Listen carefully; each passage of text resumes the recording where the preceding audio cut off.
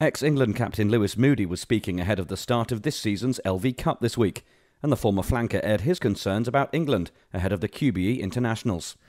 It must be frustrating for Stuart. You know, you've built up to this point. You've had a good couple of years, 3 years, preparing this team and getting the guys that you know and you trust in a position where they've got the experience now.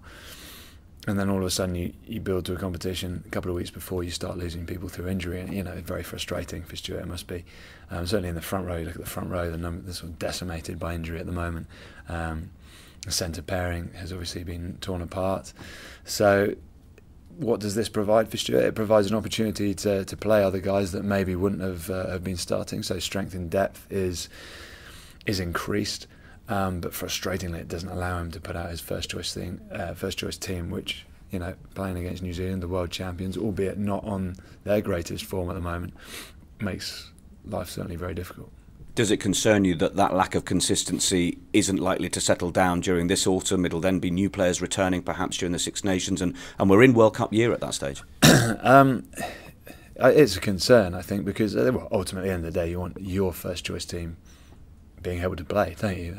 Injury always dictates otherwise, and always has done, because of the nature of the season and how we structure the games with club and internationals broken up.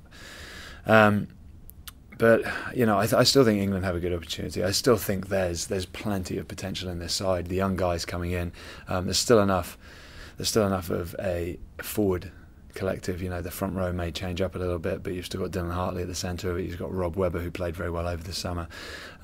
You've got a back five who are pretty much entrenched in their positions now. You've got guys like Dave Atwood pushing hard. And arguably your back row is actually one of the areas where it's almost the most consistent. I mean, who would you start against New Zealand in those positions? I think you can argue against Rob Shaw-Wood and Vunipola. I think they've probably been the most consistent.